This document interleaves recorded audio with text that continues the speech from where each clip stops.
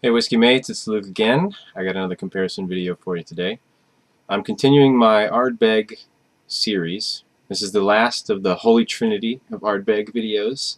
The last two I did Ardbeg 10 versus Uigeadail, and then Ardbeg 10 versus Corryvreckan. Today's, the one I've been waiting for, the one I'm most excited about, Ardbeg Uigeadail versus Ardbeg Corryvreckan. So, both of these are cast strength, as far as I can tell. 54.2% on the Uigeadail, 57.1% on the Corryvreckan. They're both readily available Ardbeg whiskies. The main difference being that the Uigeadail is sherried and the Corryvreckan is not, as far as I can tell. I guess I will get into it. Not much more to say than that. Let's start with... I'll start with the... You know what? I'll start with the Corryvreckan because I expect it to be a little drier than the Uigeadail, since the Uigeadail is sherried, and I want to make sure that I can pick up on that sherry when I get to it. So, right, the bottle of the Corryvreckan has got this little swirly on the front, the Corryvreckan Whirlpool. Let's see, camera. There we go. There's your Whirlpool. You can see that online, I'm sure, in plenty of photos. On the back, they don't talk about the flavors, they talk about the Corryvreckan. Unfortunately, I would have appreciated it if they talked about the casks that they used in the maturation. I did some research and it looks like it's French oak and American oak. I'm not sure which is more, which they've aged more, the whiskey more in, but at least that's some information. So like I said, 57.1% alcohol, non-chill filtered, no E150, no colorant. Let's see what we get.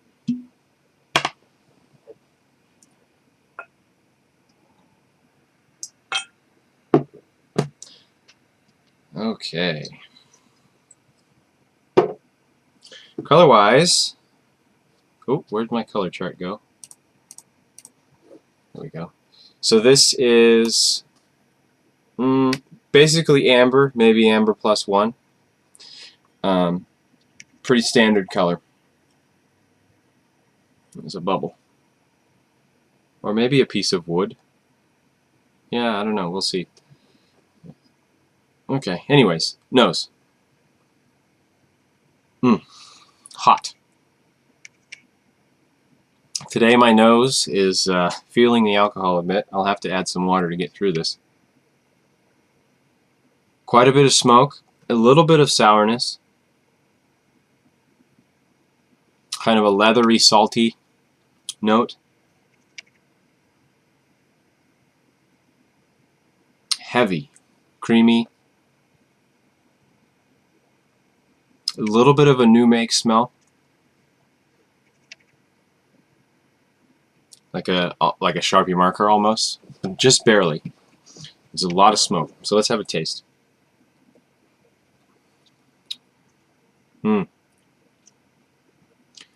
Man, that's good.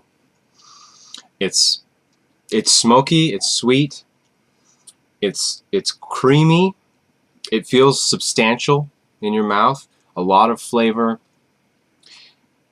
long, warm finish, smoke, very good. If you take just a teensy sip, the alcohol is not too bad actually. But I'm going to add some water and see what else I can find.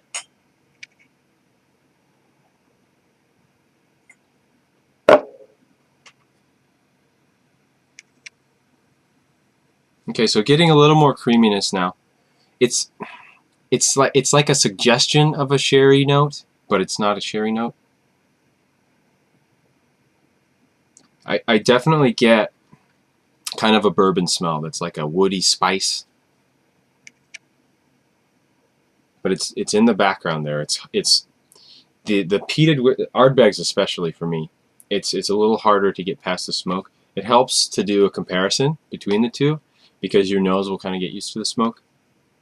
But there's quite a bit of upfront smoke that you have to get through to get to the more interesting stuff. There's just a lot going on here. Okay, taste.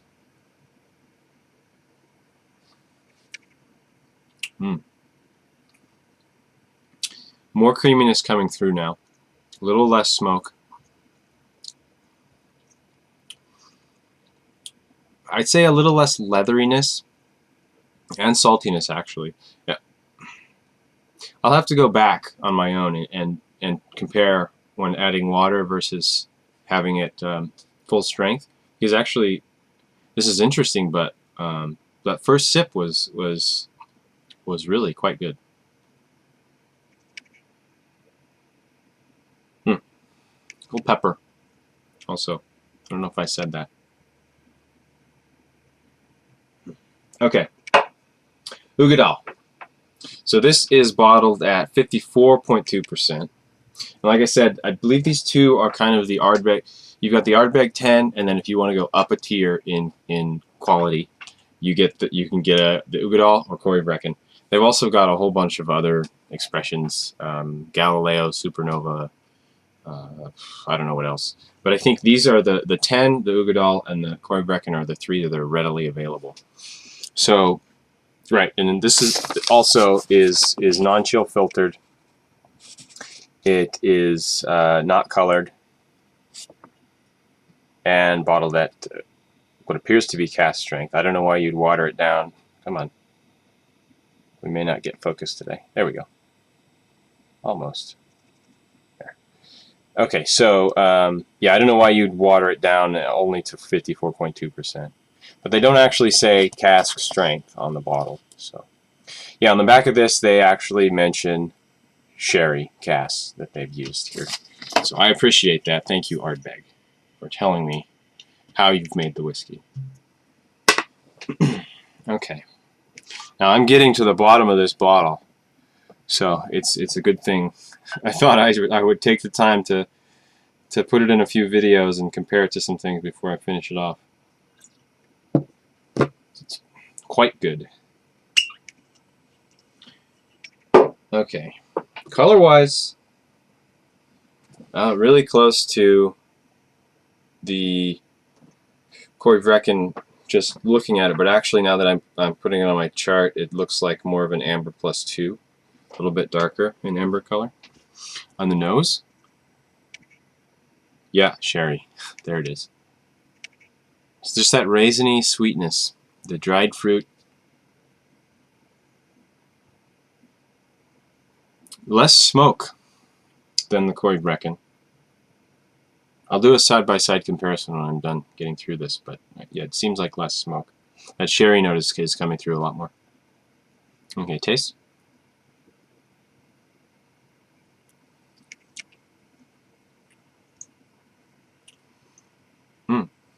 At full strength, I don't get as much sherry.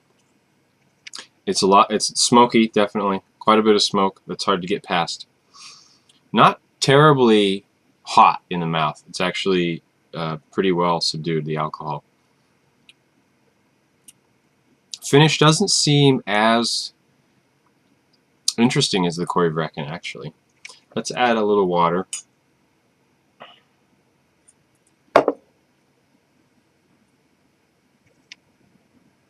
Yeah, so more sherry coming through now. Water seems to reduce peatiness. In my experience, that's just what I've found. So little pepper. Not as much salt and leather as the Corryvreckan. It's obvious that what they're going for here with the Uigeadail is sherry and peat. Whereas the Corryvreckan, to me, it seems like it's just more things going on and less of a really high note, something that's coming through like as the thing that the whiskey is meant to smell like. This is sherry. The Uigeadail is just many different things going on. With the sweetness of the sherry, this has kind of a ham smell to it. Sweet meatiness, little smoke. Interesting.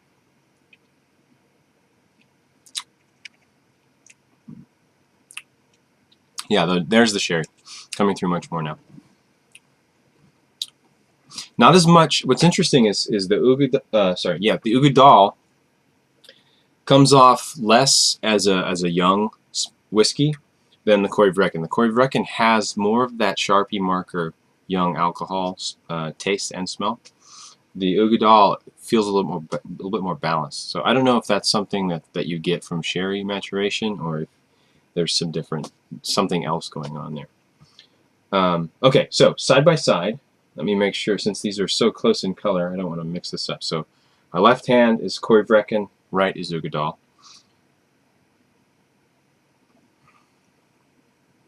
Sweetness.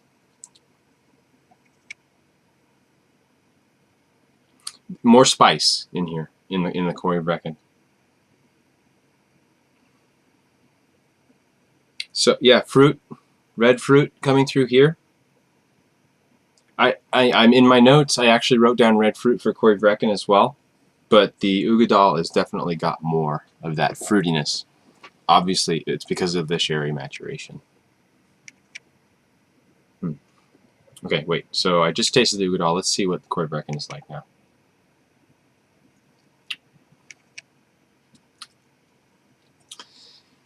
So I just got done with a long series of sherried whiskeys, and so the sherry note in here is I guess I would say a little bit boring for me right now. The Uigeadail is a very good whiskey, but right now this Corryvreckan is really hitting the spot with the spice, the less sweetness. It seems a bit more balanced with the notes that it's got. Yeah, I don't know if there's really more to say about it. These are both really good, great whiskeys. If you're into Ardbeg, if you try the 10 and you want to try something more from Ardbeg, they're both great. If you're I think price wise it goes 10, then Uigeadail, then Corryvreckan. But if you're looking to splurge and you are thinking about Corryvreckan, go for it. It's great.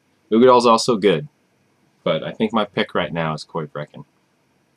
Okay, so I think that'll be that. I don't know what I'm gonna do next, but it'll be more whiskey because that's delicious. I'll talk to you guys next time.